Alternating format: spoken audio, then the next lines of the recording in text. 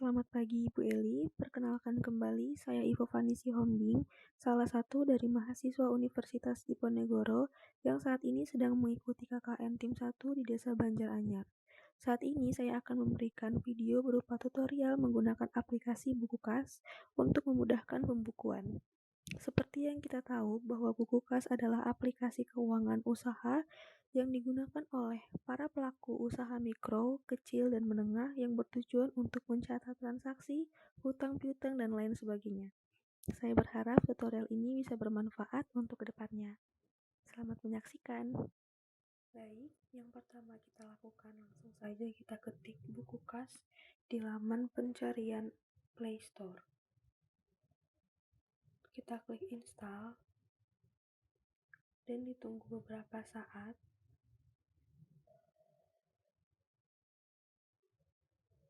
Setelah selesai diinstal, langsung saja kita mulai.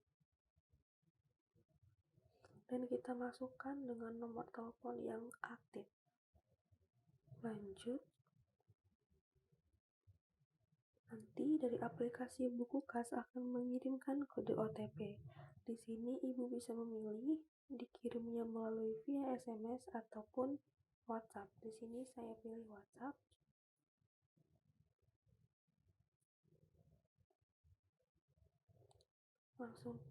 Langsung terisi kode OTP-nya. Nah, di sini sudah terlihat fitur dari beberapa aplikasi Bukukas. Di sini kita klik bisnis baru. Kita masukkan nama bisnis.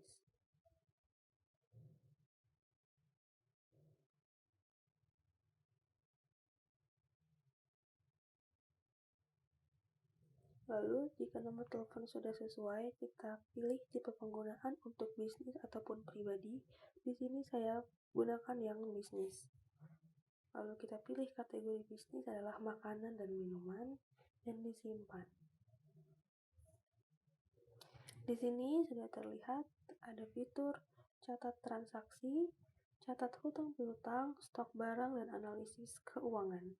Di sini yang pertama kita lakukan adalah untuk menulis pengeluaran.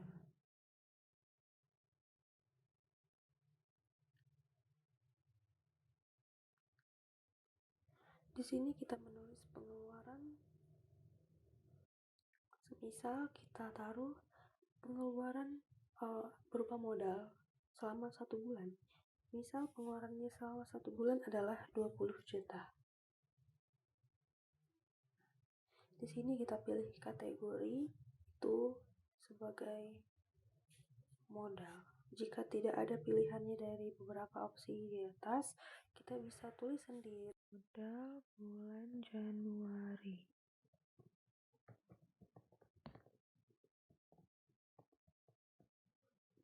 Selanjutnya kita isi stok barang. Lalu kita klik tambah barang. Nah, di sini kita akan menulis nama produk seperti yang pernah kita lakukan ya, Bu. Semisal kita tulis Bagor toples 100 gram, 150 gram, dan lain sebagainya.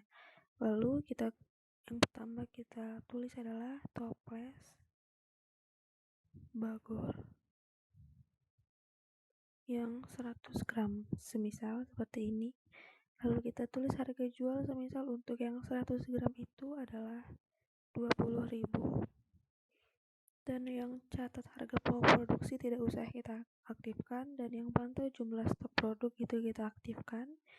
Lalu kita isi berapa jumlah produknya. Bisa langsung diketik saja. Di sini semisal 50. Lalu simpan. Setelah kita isi, langsung tertulis bahwa stok barangnya ada toples Bagor 100 gram dengan total produk 50, itu jumlahnya harga per produknya adalah 20.000. Lalu kita klik tambah barang dan kita tulis nama produk yang kedua. Selanjutnya kita ketikkan nama produk yang kedua, semisal adalah toples Bagor yang 200 gram. Semisal harga jualnya adalah 30.000. Lalu pantau jumlah stok produk diaktifkan. Dan di sini kita isikan jumlah stok produk semisal adalah 25. yang lain. Kita boleh klik tambah barang dan nama produknya adalah Toples Bagor sesuai ukuran. semisal di sini 250 gram. Harga jualnya 35.000. Lalu pantau jumlah stok produk. Semisal stok produknya ada 20. Kita klik simpan. Setelah itu di sini akan terdapat beberapa stok barang dari 100 toples Bagor 100 gram dengan stok produknya 50 dan harga jualnya 20.000, begitupun dengan stok barang lainnya. Setelah selesai, kita kembali ke beranda, lalu kita tulis penjualan mulai hari yang pertama. Semisal untuk hari ini penjualannya adalah terdapat pembelian 10 toples yang 200 gram begitu ya. Yang 100 gram. Semisal ada penjualan yang 100 gram. Nah, di sini kita akan menulis penjualan. Kalau untuk nominal penjualan ini akan menulis secara manual. Di sini kita harus menulis nominal penjualannya. Semisal tadi yang 100 gram itu 20.000, lalu ada pembelian 10 toples, berarti ada 200.000. Nah, karena di manual lebih baik kita ke mode yang kasir ya, Bu. Ini ada mode kasir, kita langsung diarahkan ke stok barang yang tertera. Tadi semisal ada pembelian 10 toples yang 100 gram. Di sini kita klik sampai 10, lalu kita klik yang total produk. Nah, di sini langsung ada pembelian toples Bagor 100 gram itu ada 10 toples. Di sini bisa kita tulis catatannya.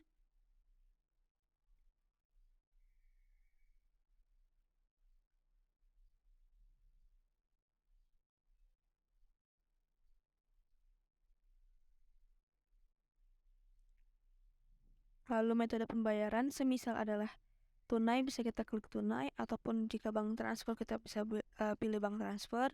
Semisal di sini adalah tunai. Lalu di sini juga buku kas menyediakan fitur nama pelanggan melalui buku kontak. Di sini kita akan izinkan, kita klik izinkan. Nah, di sini semisal yang membeli 10 gram adalah Alif. Nah, di sini juga bisa yang icon kamera ini bisa kita klikkan jika ada bukti pembayaran dari Alif tersebut. Semisal seperti itu. Lalu kita bisa simpan transaksi.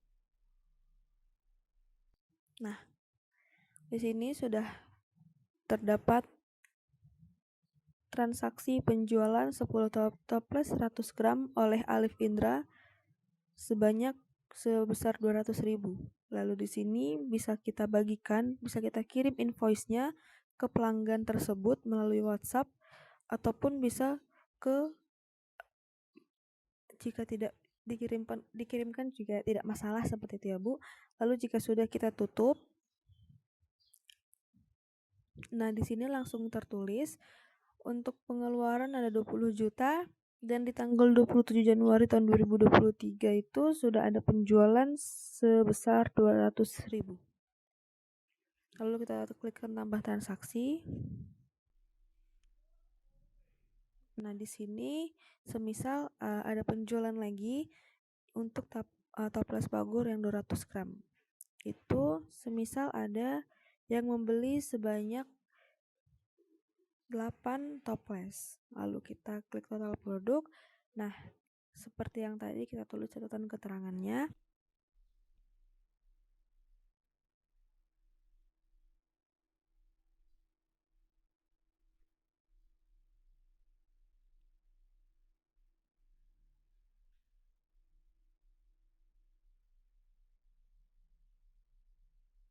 Metode pembayaran semisal adalah bank transfer, kita bisa pilih bank transfer. Lalu nama pelanggannya juga langsung saja ke kontak. Semisal yang membeli kali ini adalah Angela. Nah, di sini langsung simpan transaksi. Nah, ini bisa kita lihat sudah ada invoice-nya, lalu kita tutup kembali. Langsung tertera ada penjualan 200 gram 240.000, ada penjualan 10 toples yang 100 gram sebesar 200.000. Jika sudah, kita lanjutkan untuk tambah transaksi. Semisal ada yang membeli untuk yang 250 gram, itu semisal ada 5 yang membeli toples Bagor 250 gram. Seperti yang tadi, kita bisa tuliskan penjualan 250 gram 5 toples. Metode pembayaran semisal dia membayar melalui tunai, lalu kita tuliskan lagi nama pelanggan. Semisal yang membeli adalah Anissa, lalu kita simpan transaksi. Nah, sudah terdapat bukti bahwa Anissa membelikan bawang goreng yang toples Bagor 250 gram sebanyak 5 toples dengan jumlah 175.000. Setelah sudah selesai, kita tutup. Nah, semisal ada kesalahan teknis ya Bu, yang tadi 100 gram harusnya kan 10, semisal 10 toples. Di sini Ibu bisa mengubah data jika ada kekeliruan ataupun ada pergantian, begitu ya Bu. Semisal ternyata metode pembayarannya adalah bank transfer, bisa langsung diganti lalu simpan transaksi. Itu bisa diubah apabila ada kesalahan ataupun penggantian seperti yang tadi. Setelah sudah selesai, kita bisa lihat bahwa di sini pengeluaran 20 juta, penjualan satu hari masih 615.000. Begitu bisa kita pakai buku kas ini sampai tertera berapa keuntungan yang kita dapatkan dari penjualan dan pengeluaran selama 1 bulan. Nah, begitulah untuk fitur penjualan serta penerimaan serta pengeluaran di buku. Selain fitur penjualan, pengeluaran, dan stok barang, aplikasi buku kas juga memiliki fitur hutang piutang, yaitu untuk mencatat hutang dan piutang yang dilakukan oleh kita. Nah, di sini adalah memberi, yang artinya Ibu memberikan piutang kepada rekan kerja atau orang lain. Semisal di sini piutang yang diberikan adalah sejumlah 1 juta. Di sini bisa ketik nama pelanggan ataupun pilih dari buku kontak jika rekan kerjanya itu tersimpan di buku kontak. Semisal orangnya adalah Abim dan ditulis keterangannya. Di sini semisalnya Abim meminjam uang sebesar 1 juta untuk modal usaha. Lalu kita simpan transaksi. Nah, di sini akan tertera total hutang Abim ke saya sebesar 1 juta. Dan di sini juga aplikasi buku kas menyediakan fitur untuk mengatur jatuh temponya. Semisal Ibu Eli memberikan jatuh tempo sampai tanggal 31 Januari tahun 2023 lalu disimpan. Nah, di sini juga Ibu atau kita bisa memberikan pengingat kepada rekan kerja yang memiliki tagihan. Di sini bisa kita kirim pengingatnya melalui WhatsApp.